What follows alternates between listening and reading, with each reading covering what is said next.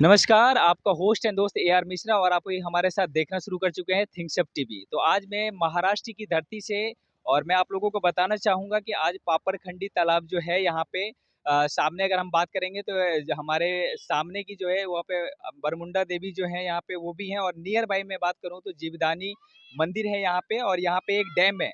तो डैम के ऊपर आज हम लोग सभी लोग उपस्थित हुए हैं, हमारी जो टीम है वो उपस्थित हुई है क्योंकि आज यहाँ पे बताया जा रहा है कि जैसे मैं आपके पहले कई वीडियो में बता चुका हूँ कि यहाँ पे जो बिरार है, ये बिरार नहीं बल्कि एक तरीके से बिहार है क्योंकि यहाँ पे बहुत सारे लोग ऐसे हैं, अगर देखा जाए तो यहाँ का 70 से 80% जो पब्लिक है वो बिहार से हैं।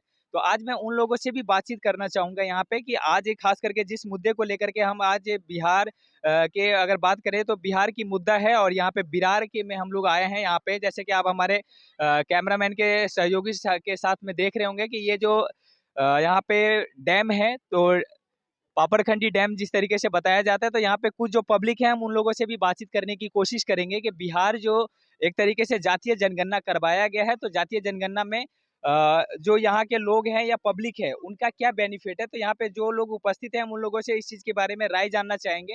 तो चलिए हम सभी लोगों से एक से थोड़ा सा राय लेते हैं कि इसका जो लोगों के बीच में क्या इफेक्ट होने वाला है या तो फिर पब्लिकली अगर हम बात करें तो लोगों को क्या इससे बेनिफिट होगा। तो चलिए जैसे हमारे साथ में यहाँ पे कुछ सर भी मौजूद हैं। आ जाइए सर, 1 मिनट थोड़ा आ जाइए आप आगे। तो चलिए जैसे मैं बातचीत कर रहा था और मैं से यहाँ पे देखिए ये जो यहाँ पे जातीय जनगणना करवाया गया है बिहार में, इससे सिर्फ यहाँ पे बिहार के लोगों को नहीं बल्कि बाहर जो लोग हैं उन लोगों से भी मैं इस चीज़ की राय ले रहा हूँ कि जो जातीय जनगणना करवाया गया ये कहाँ तक सक्सेस है या फिर उससे पब्लिक को क्या बेनिफिट मिलने वाला है इस चीज़ के प्रति। तो चलिए सबसे पहले तो सर आपका स्वागत है हमारे चैनल में। हाँ, बोलिए। अच्छा तो सर मैं सबसे पहले आपका शुभ नाम जानना चाहूँगा, आपका शुभ नाम से? दिनेश। दिनेश सर एक चीज़ मुझे बताइए कि जिस तरीके से अगर हम बात करें, देखिए इंडिया से बाहर तो बिहार भी नहीं है और ये राय कहीं न कहीं हम आप लोगों से भी जानना चाह रहे हैं कि बिहार जिस तरीके से अपने आप को कॉलर खड़ी करके ये साबित करने में लगी हुई है कि हम पहले राज्य हैं जो कि जातीय जनगणना करवाए हुए हैं। तो जातीय जनगणना से क्या लग रहा है कि सर पब्लिक को कुछ फ़ायदा होगा इस चीज़ से? इससे पब्लिक से कुछ फ़ायदा होने वाला तो नहीं है, ये खाली जाति-पाति झगड़ा लगाने की पहले बात कर ले। और अपना जो भारत में अभी जो अपना भारत जो लोकशाही जो है, अपने संविधान भी चल रही है, वो खाली बिगाड़ने की बात कर रही है। अच्छा, इसलिए कि वहाँ की जो सरकार है वो ये भी कहने पे लगी हुई है कि जातिगत जनगणना करवाने के बाद हम जाति के प्रति विकास करेंगे। तो ये कहाँ तक आपको सच्चाई लग रहा है इस बातों में? जाति से विकास से कुछ फ़ायदा ही नहीं होने है। ये लाख अभी जो मैंने पहले बोला ना, ये खाली अ, आम लोगों को सर ये सब झगड़ा करने की बात है, बाकी कुछ ना उससे कुछ किसी को फ़ायदा नहीं होने वाला है, बस। इसलिए कि बहुत सारे लोगों को यहाँ पे ये भी बताया जा रहा है कि देखिए जिस तरीके से और भी सारे हमारे साथ में साथी मौजूद हैं और मैं उन लोगों से भी जैसे बातचीत करूँगा। अच्छा सर एक चीज़ मैं बात करूँ तो यहाँ पे क्या लग रहा है जातीय जनगणना के आधार पे अगर वहाँ पे अगर जाति जनगणना ना करते हुए उनको इस चीज़ का जनगणना करना चाहिए कि गरीबी रेखा में कितने लोग हैं या फिर मिडल क्लास जो लोग हैं वो कितने लोग हैं और एक हाई क्लास लेवल जो है वो लोग कितने हैं। तो मिडल क्लास से कितने हम जो हाई क्लास जो है या तो फिर जो डाउन लेवल की बात करें हम अगर सबसे लोअर लेवल की, तो उस लेवल से हम मिडिल क्लास में कितने गरीब को लेके आ पा रहे हैं, शायद इस चीज़ के ऊपर जनगणना करने की ज़रूरत है शायद बिहार सरकार को। अभी बिहार में तो पहली बार हुआ है, अभी उधर से अभी वो देख रहे हैं कि महाराष्ट्र में कैसे चल रहा है। अभी इधर भी ज़्यादा महाराष्ट्र में ज़्यादा राजनीति ज़्यादा चल रही है। इसके अलावा कुछ उनको दिखता नहीं है, बस।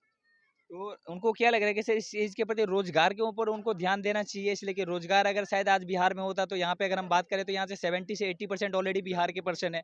शायद अगर ये चीज़ होता तो आज भी सभी लोग अपने घर पे होते सही सलामत। अभी रोज़गार तो बिहार में तो अच्छा रहता तो इधर आने के लोगों को आने की ज़रूरत ही नहीं पड़ती थी, पहली बात। अभी उधर का जो अभी ज़्यादा देखे होंगे संसद में ज़्यादा देखेंगे तो महाराष्ट्र से ज़्यादा बिहार के लोग ज़्यादा है संसद में। तो इधर आने के लोगों को ज़रूरत ही नहीं पड़ती थी। तो आपको एक आखिरी क्वेश्चन आपसे रहेगा कि बिहार सरकार जो है या फिर वहाँ के जो पब्लिक है उनको आप क्या मैसेज देना चाहेंगे कि वहाँ पे जो पब्लिक के लिए है उनको जाति के नाम पे वोट करना चाहिए या विकास के नाम पे वोट करना चाहिए? विकास के नाम पे वोट करना चाहिए, जाति के जो खाली झगड़ा बनने की बात चल रही है, बाकी कुछ नहीं, पहले पहले विकास। चलिए आप हमारे साथ बने हुए थे, बहुत बहुत धन्यवाद सर आपका। Thank you sir. रेडी?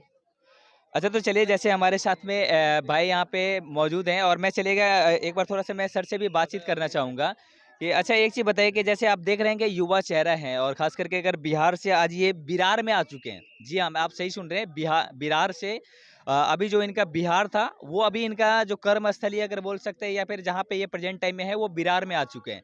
तो इनको बिहार कैसे जाया जाएगा, उस चीज़ के ऊपर भी हम बातचीत करेंगे। तो अच्छा क्या लग रहा है कि जो यहाँ पे राष्ट्रीय जो इस तरीके से जातीय जनगणना करवाया गया बिहार में, वो आपके हिसाब से कहाँ तक सही है कि हर जाति को अलग-अलग तरीके से बाँट दो? देखिए, सबसे पहले जाति जनगणना बिल्कुल सही नहीं है मेरे हिसाब से। बिल्कुल इलिटरेट लोग का काम है वो। और अगर आपको जनगणना ही करना है तो अनएम्प्लॉयमेंट, एम्प्लॉयमेंट और जितना रिचनेस लेवल के ऊपर कीजिए ना, सबसे बड़ी बात तो वो। दूसरी बात, बिहार में फुल जातिवाद है। मैं ब्राह्मण हूँ, मैं भूमिहार हूँ, मैं ये हूँ, मैं वो हूँ।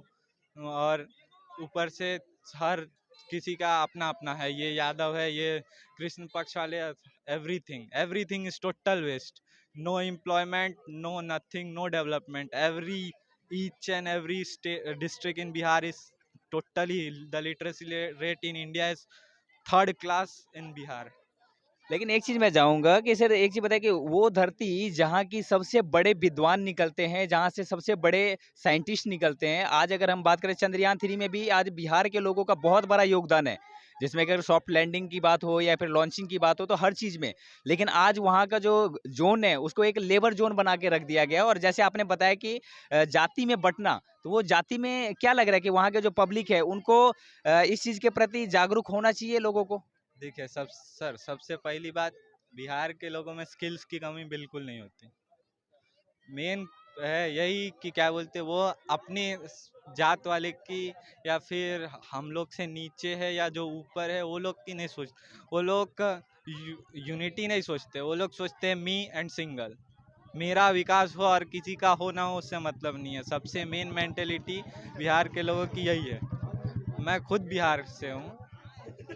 अच्छा, बिहार में कहाँ से सर आप? मैं मधुबनी जिला से हूँ। मधुबनी जिला से।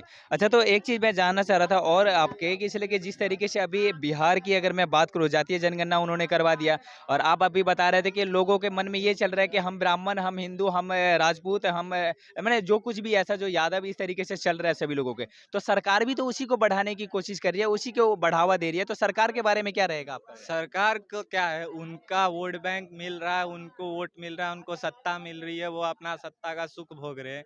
बताइए, सीएम 5 साल में 2 पार्टी बदल लेता है, कभी इसके साथ जाता है, कभी उसके साथ जाता है, उस स्टेट का विकास होएगा? वो तो कैसे होएगा? नहीं तो लोग तो बोलते हैं कि अभी खास करके अगर मैं बिहार की बात करूँ तो वो तो बता रहे हैं कि मैं विकास पुरुष हूँ या फिर वहाँ के लोगों के द्वारा बताया जाता है कि ये तो विकास पुरुष है। तो फिर आपकी नज़र में कैसे वो विकास पुरुष नहीं है? कुछ नहीं है। इतना ही बड़ा विकास पुरुष रहता तो ऑल इंडिया में हर जगह भी आप लेबर क्लास में चले जाइए, या तो आपको यूपी का पब्लिक या तो बिहार का पब्लिक मिलेगा। इतना ही विकास रहता तो महाराष्ट्र, दिल्ली, ये सब के है बच्चे लोग या एम्प्लॉयड जाते बिहार ना, यहाँ क्यों आ रहे हैं? अच्छा तो बताइए। अच्छा एक चीज़ और मैं आखिरी आपसे एक चीज़ जानना चाहूँगा कि इस बार जो जातीय जनगणना करवाया गया तो इसके पीछे जो सरकार है उनकी मंशा क्या दिख रही है आपको इसमें? सबसे बड़ी मंशा उनकी यही है कि हमारे वोट बैंक कितना है, हम किस वोट बैंक को लुझाए कि हमें ज़्यादा वोट मिले। मेन उनका ये है, उनको पब्लिक से कोई लेना देना नहीं है, टोटल वेस्ट।